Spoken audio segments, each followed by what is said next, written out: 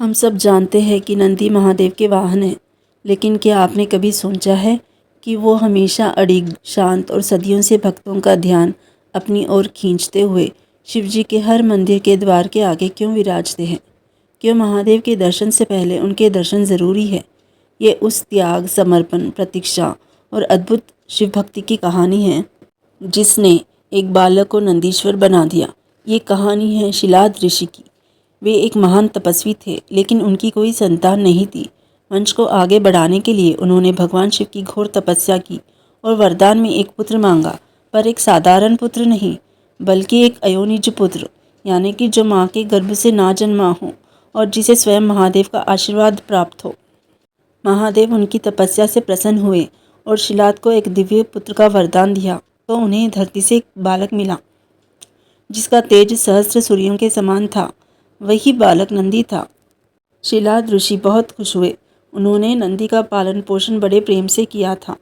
नंदी ज्ञान में सबसे आगे, तेज में अनुपम और हर जीव के प्रति प्रेम से भरा हुआ था। शिलाद ऋषि नंदी को अपने पुत्र रूप में पाकर बहुत खुश थे, लेकिन उन्हें क्या पता था उनके जीवन में दुखों का पहाड़ टूटने वाला है। एक दिन दो दिव्य ऋषि उनके आश्रम में पधारे। उन्होंने नंदी को देखकर भविष्यवाणी की कि यह बालक अल्पायु है और इसकी मृत्यु जल्दी ही हो जाएगी।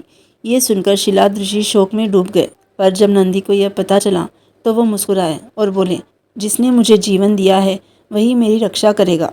इतना कहकर बालक नंदी ने महादेव को प्रसन्न करने के लिए एक ऐसी कठोर तपस्या शुरू कर दी जो देवताओं के लिए भी असंभव थी।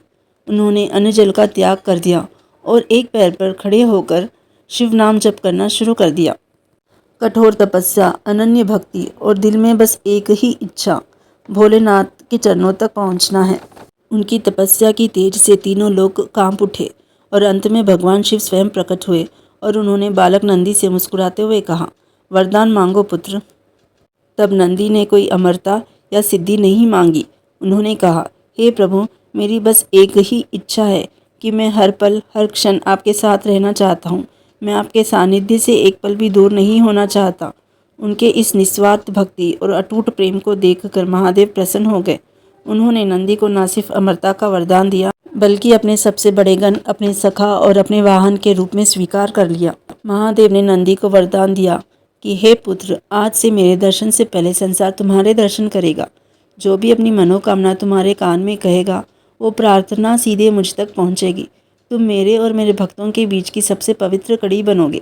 इसीलिए आज भी नंदी सिर्फ एक वाहन नहीं, बल्कि समर्पण, साहस और निस्वार्थ भक्ति का प्रतीक है, जो हमें सिखाता है ईश्वर तक पहुंचने का केवल एक ही मार्ग है, वो है समर्पण। अगर आपको नंदी की यह दिव्य कहानी पसंद आई हो तो वीडियो को लाइक ज़रूर करें और ऐसी अन्य दिव्य और पौराणिक कथाओं के लिए चैनल को सब्सक्राइब करना ना भूलें। और महादेव के भक्त कमेंट्स में हर हर महादेव ज़रूर लिखें।